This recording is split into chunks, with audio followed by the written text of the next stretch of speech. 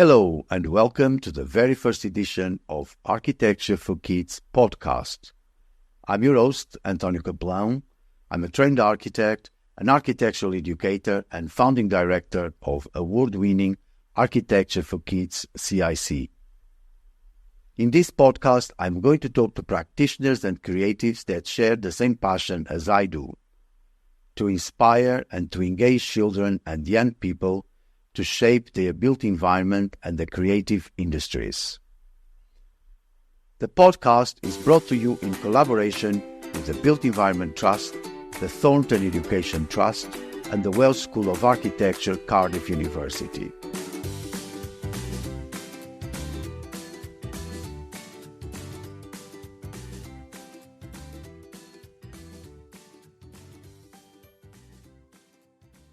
My guest today is Sandra Hedblad, Head of Learning at the Built Environment Trust. Sandra managed learning and engagement programs at the Museum of London for 17 years. In 2020, she moved to the Royal Institute of British Architects, RIBA, as Head of Learning.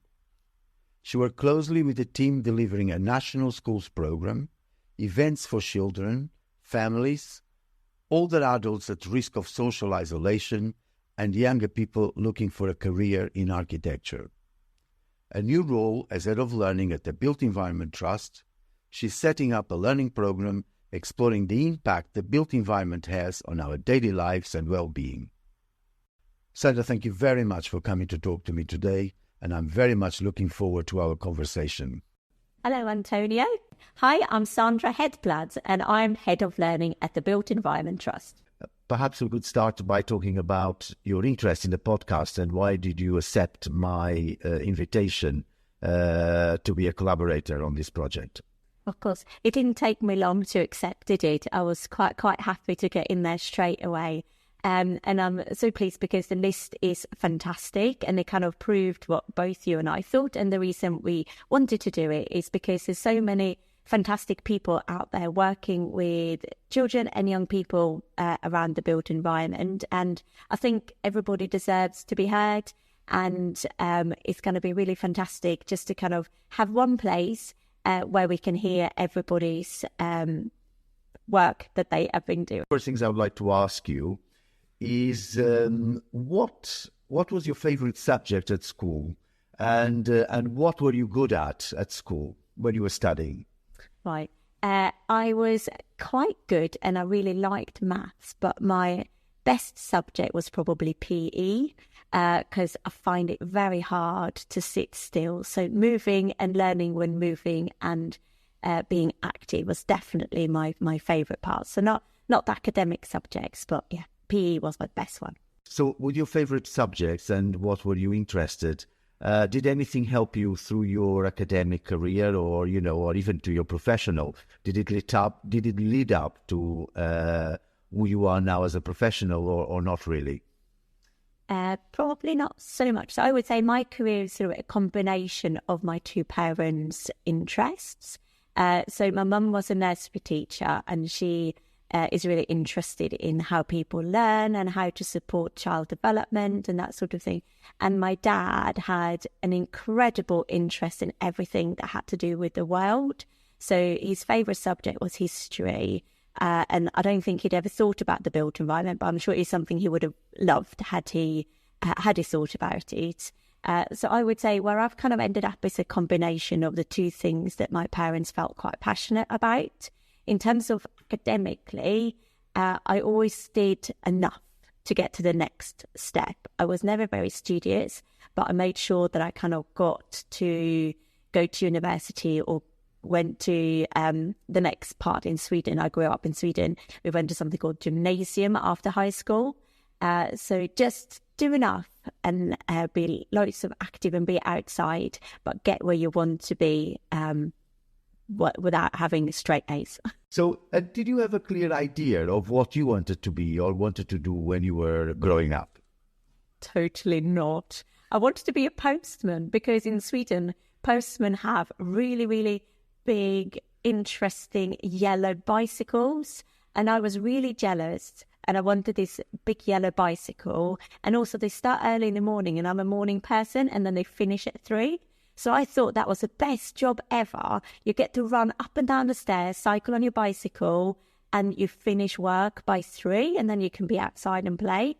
So no, that didn't work out, but I didn't have a plan. I've kind of ended up where I am, and I'm so pleased that I have. And, one of them, you were there for quite a long time. So tell us a little bit about these organizations and, and the work you did with them. Yeah, so I was 17 years at the Museum of London. I actually started as a volunteer when I was doing my MA in public archaeology. And then when I left, I was senior learning manager looking after 2 teams, one of them looking specifically at children and young people and how they sort of relate to London. Everything was about inspiring a passion for London. So feeling that sense of this is my city, or I'm interested in the people that live here. So I work with families, everything from babies to older teenagers. And I also manage a team looking at engagement activities for people living with dementia. And after I left there, I was head of learning at REBA, where I started the week of lockdown. So I had a couple of interesting years at REBA learning the programme, but it's a really lovely and engaging programme around a national schools programme that works pairing architects up with schools and knowing and learning about how architects use the skills that they have and how you can develop similar skills. We engage everything from maths to history to geography, and that was super popular. I think you're going to talk to somebody from REBA later on, so I'll leave them to talk much more about what happens at REBA. But it was a great organisation, and I moved here to the Built Environment Trust in September 2022. And and what is that your work entails now here at the Built Environment Trust? So the Built Environment Trust is looking much broader. So it's not just architecture; it's everything within the built environment. So the whole kind of construction industry, engineering, everything, transport, everything that's included in the built environment. And my role specifically as head of learning is a new role. So we are setting up a new learning program that specifically looks at the impact that the built environment has on our daily lives. So unlike REBA, for example, where you might be looking at the skills of architects, is everything that sort of how our well-being and how the built environment facilitates that or can hinder how we might feel isolated, how we might feel adventurous, how the built environment puts up barriers or enables us to do something that we like to do. So it's very much about understanding how the built environment impacts on the way that we feel, how we live and what we do and who we can socialise with. So the learning programme, as I said, is a new programme. At the moment, we are focusing on primary school aged children for the family and school programme because they are very interested in the sort of wider learning about the world subject, and also they haven't moved in so much to think about work experience. So it's a really good age to focus on with children around this sort of wider concept about the built environment, what it is, how we live, and what we can do to improve. And that's kind of another sort of synergy of us doing this project, this collaboration in this podcast, because, I'm interested in talking to practitioners and creatives, not just necessarily architects. And I was going to say as well, so that the trust focus is on the public. So we obviously have the building centre where we do a lot of incredible work focusing on professionals, but the trust is very much focusing on members of the public, and they don't really make that distinction when they are out in the area where they live, or if they're visiting or shopping or whatever they're doing for leisure. They don't really see, oh, this is the road and this is the building and different people have created these or look at them differently. It's just being in the built environment. So because our work focuses on the members of the public and their experiences of the built environment, we need to look at the built environment as a holistic experience for those people. Do you have any projects on at the moment that sort of you want to talk about, or that kind of, or is still lots of stuff on the pipeline that you don't really want to disclose just yet? Oh, definitely. We got, both, I guess. And also, I don't dare say too much if things don't happen, because as I said, it's a new programme, so we're very much kind of trialling and figuring things out. But we've got a few things going on with schools. One of them is to continue to do our really fabulous Key Stage 2 sessions, looking at bio-based and recycled building materials, a session that Matt and Fiona developed for us that we're taking forwards because we had a lot of interest. So that's looking at things like mycelium as insulation, or sheet wool as insulation, recycled tiles from toilets and wash basins. So kind of how can the built environment become sustainable? And we're talking to so it's year 3 to 6, children aged 7 to 11, about the difference. Why is the built environment still contributing so much waste? And what can be done about it. But we're also doing things like conferences around children and the built environment that should be coming up in November 2023, and there will be projects with young people, hopefully designing structure that makes them have a space and a place in central London that sort of showcases how they want to experience and feel included in the built environment. A place where they often, if you live in central London as a young person, you don't have a lot of your own space to use. Often you are coming across office buildings that are all owned by private corporations, or there's tourists and there's security guards and they get moved on. So what would a place look like in central London where young people are truly welcome? But yeah, plenty coming up, and there's lots of thinking going on. Thank you. I think it's also about sharing the spaces that we have rather than segregating people. So you've got the children in the playgrounds and they play in the playgrounds, and then the young people in their community centre, or the old people in their bingo halls. I don't know where old people go. But I think it's about sort of bringing people together that maybe we can become better at doing. I know in some other countries it might work differently. Good example. Yeah, obviously, yeah. Yes. So I think it's about kind of sharing the spaces a little bit more, and positively sharing those spaces. So there is an element of intergenerational that you are trying to bring within your work, yes? Yes, hopefully. And that's something, as I said, going back to the Museum of London is something I feel really passionate about, because we did sort of baby classes and then sort of all the way up through the ages. And we actually mixed some of our programs together. We ran some of our sessions with people living with dementia and their carers together with babies and their carers. And we had some really lovely sessions together. But absolutely, I think we need to become, in terms of the spaces that we all are allowed to use and should use and are on our doorsteps, we need to be more open-minded. And often when you create something really positive for one audience, it's also positive for somebody else. And yeah, but good to remember. A good built environment is often a good built environment for everybody. Yes, and that's kind of, the next question I was going to ask you. So what is the impact, or what do you think is the impact of your work? What I would really, really hope, and what is my kind of main wish, is just that people see the built environment and becomes aware of it.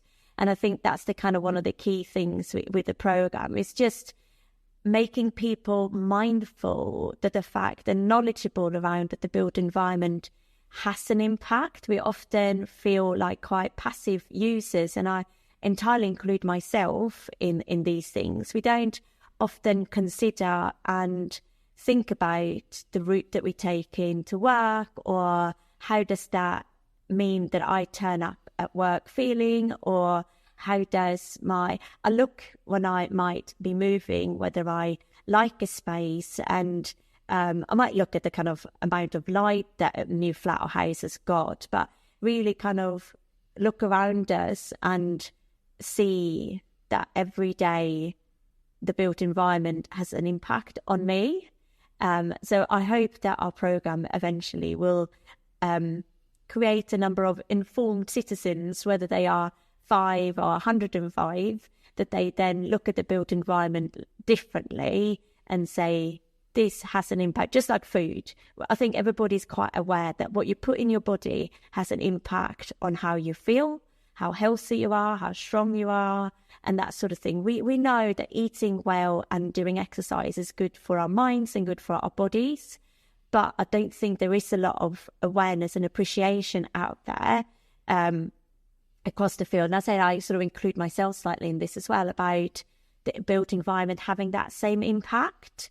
A good environment will make me feel happy and will make me feel more relaxed and will make me feel confident and willing to be part of its society, whilst a bad and built environment might make me feel isolated, tired, stressed, all of these emotions. But to be able to reflect on that is what I hope the programme will get to.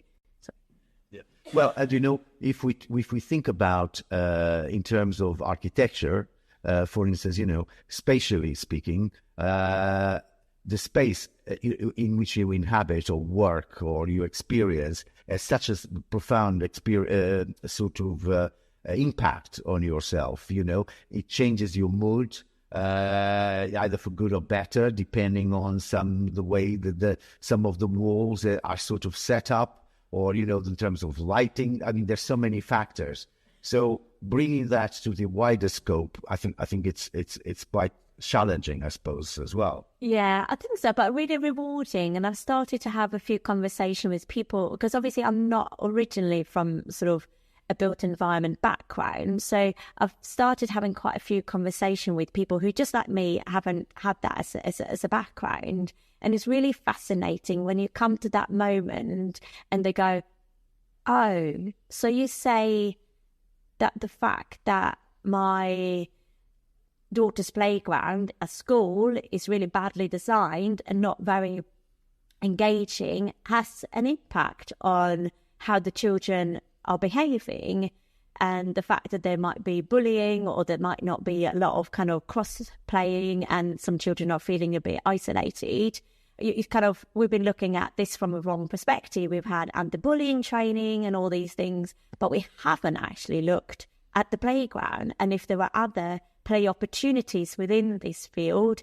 Do you think that the children would behave differently? And my answer is obviously yes. So I think I've had a really lovely amount of conversations with people where they just all of a sudden gone, yes, that's all about the built environment and how it makes me behave and others behave and how I feel about things. So absolutely, I think we are relatively passive and blind to the impact that our surroundings has on us. Yes, the projects that you are putting together are part of that change that you are hoping to start manifesting. And what is the challenging aspects of that are involved with that change, or what you are trying to put into practice? Really good question. I think with schools, everything has to fit into national curriculum. So in terms of the topics or the sessions that you've got to offer, obviously schools are really pushed for time. Teachers, it has to fit into a very specific framework about what they're learning about.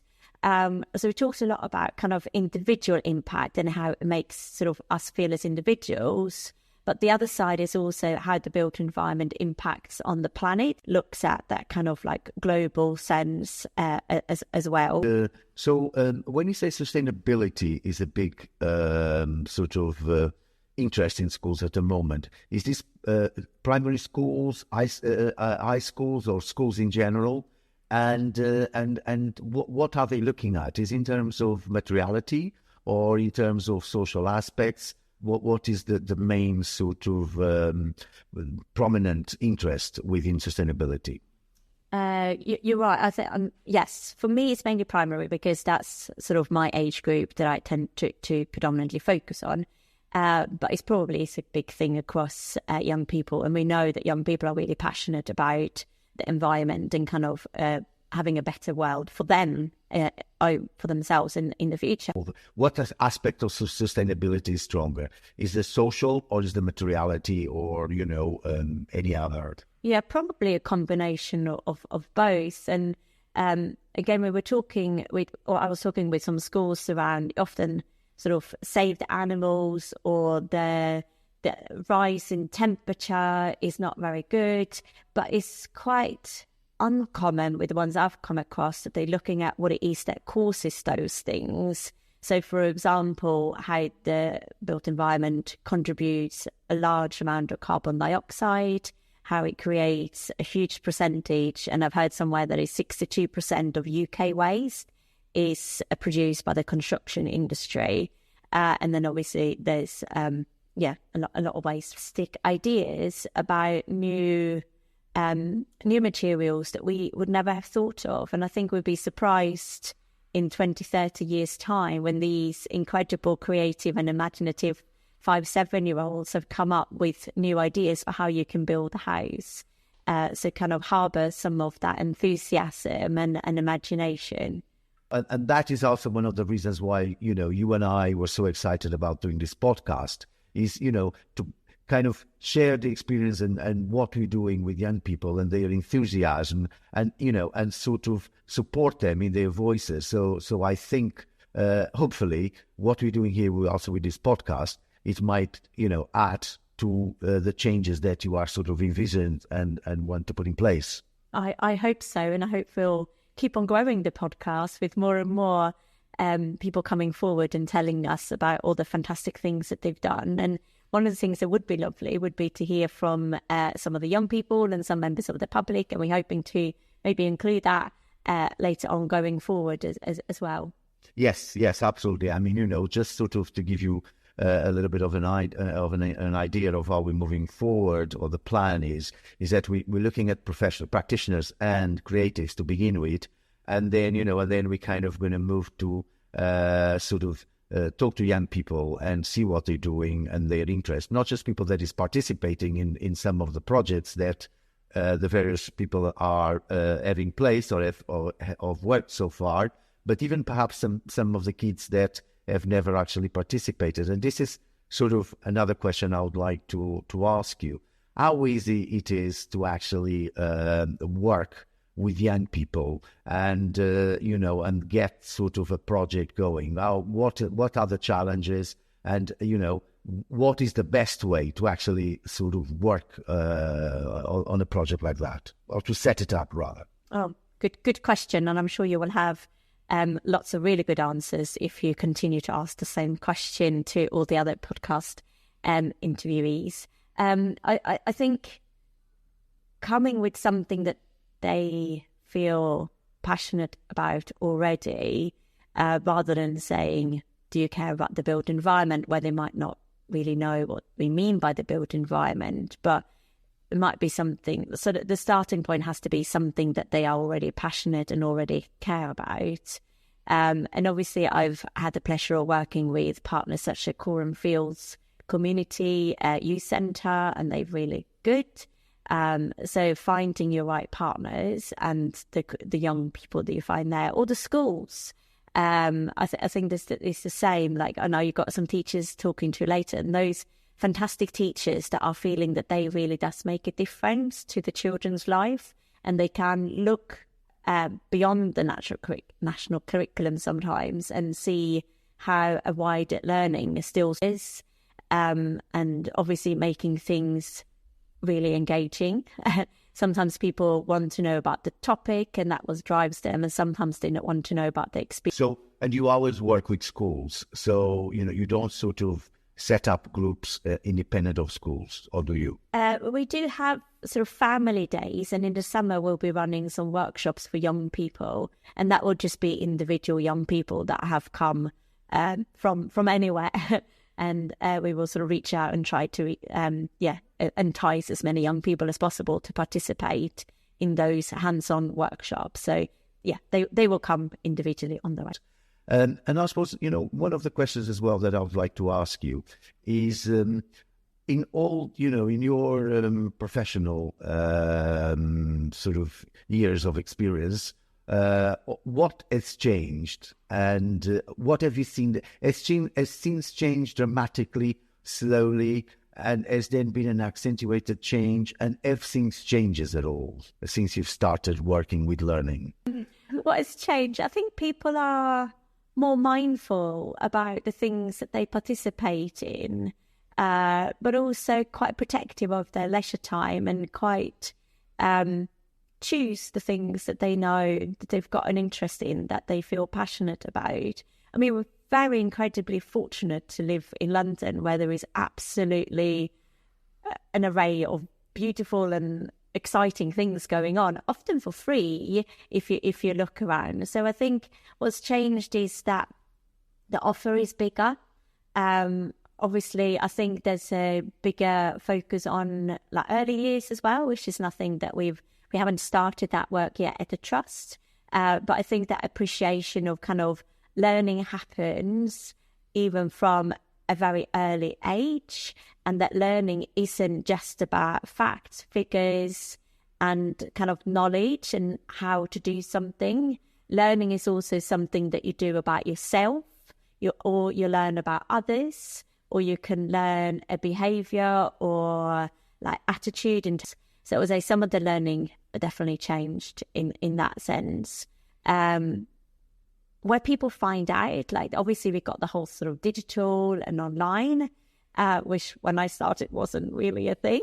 And yeah, it's how we kind of engage with an entirely digital population which knows nothing but how to use digital equipment.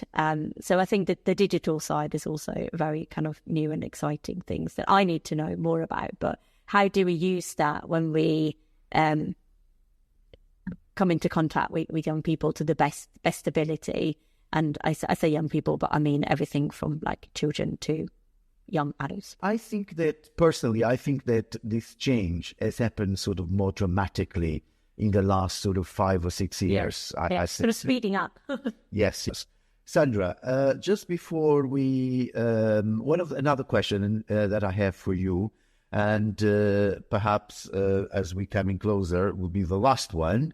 I would like to ask you: is there a question you'd like me to have asked you that I haven't asked you? And if so, what is that question?